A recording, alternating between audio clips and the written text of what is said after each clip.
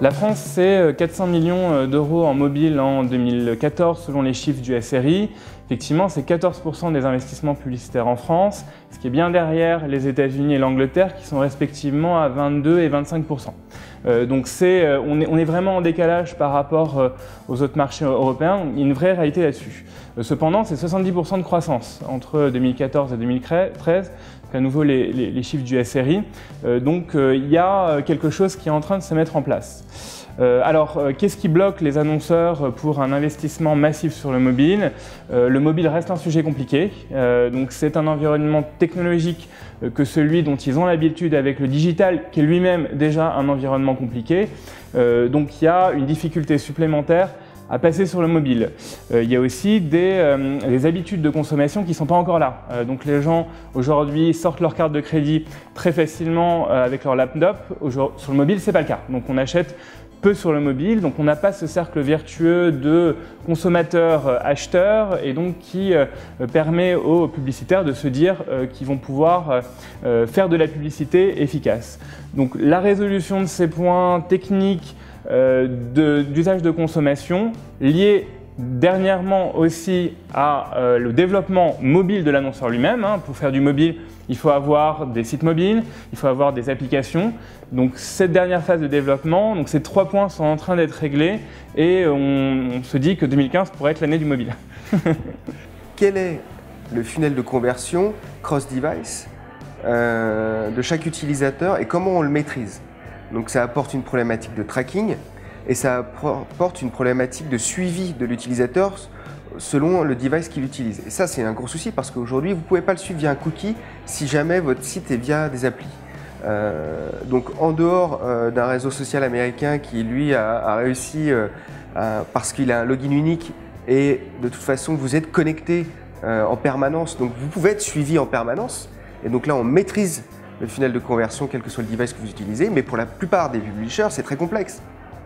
Donc pour l'annonceur qui, lui, ne veut pas faire que du réseau social, évidemment, ça pose des problématiques de comment je sais que j'ai bien converti sur le mobile et comment je sais que cette personne convertit sur le mobile ou est-ce qu'elle a besoin du mobile pour convertir sur le desktop après. J'ai peut-être tort, mais je pense que c'est dû à la structure du marché français qui est très média offline. Il suffit de regarder les chiffres internationaux pour savoir que la France est en retard sur le digital. C'est le 3e média en France, quand en Angleterre c'est le 1er. Et dans d'autres pays c'est le cas aussi, c'est soit le 1er, soit le 2e, et la France est en retard. Comme beaucoup de pays latins, d'accord. Parce qu'on a une empreinte des médias offline qui tiennent le marché, qui ont la main sur ce marché-là, et tout est organisé pour justifier le offline, voire pour le sauver aussi quand c'est dans le cadre de la presse. Donc déjà, on n'a pas un marché qui a envie, en termes d'acteurs du marché, de dire le digital c'est bien, si en plus il faut rajouter le mobile, voilà. L'accès au réseau, et notamment à la 4G, n'est pas forcément évident. Quand vous pensez que dans la capitale française, Paris, quand vous êtes dans le métro, vous n'avez plus accès à vos smartphones, ça ne va pas aider au développement du mobile. Ça c'est le premier point. Et le deuxième point, c'est aussi l'équipement et les usages. Les Français sont plutôt sur des usages de devices haut de gamme qui se sont très fortement développés, mais qui touchent qu'une certaine population, évidemment, alors que sur d'autres marchés, la publicité s'est développée sur l'ensemble des devices, et notamment les devices Android qui sont beaucoup plus importants, parce que la vision un peu anglo-saxonne de la publicité sur le mobile, c'est plutôt une vision de volume et de display. Et dans ce cadre, il reste beaucoup dans une logique, j'allais dire, browsing, navigation. Donc on a accès à des sites mobiles. Alors qu'en France, vous avez énormément d'applications. C'est le monde applicatif qui est le plus important, c'est le monde applicatif qui est demandé par les annonceurs.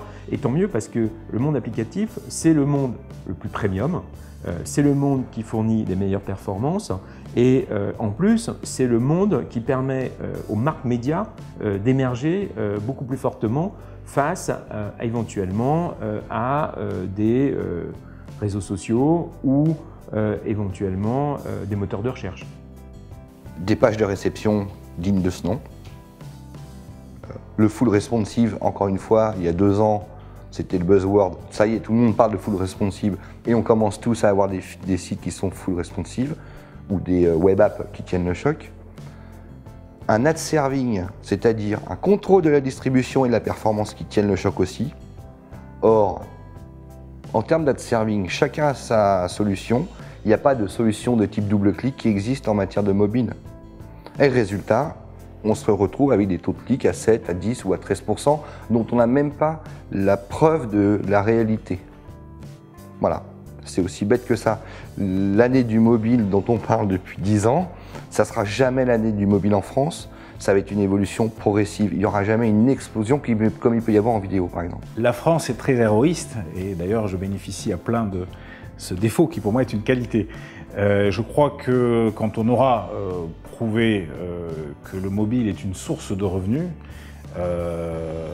alors pas forcément directement, mais par le biais de la notoriété, ce que je montre moi aujourd'hui à mes clients, c'est qu'il est possible, grâce au mobile, de générer plus de notoriété aujourd'hui qui va se transformer en conversion demain. Et la seule chose qu'il faut faire, c'est tracer cet impact de notoriété sur la conversion postérieure. Et à partir du moment où on arrive à le montrer, ce que nous faisons nous auprès de nos clients, eh bien naturellement, les budgets se déploient vers le mobile.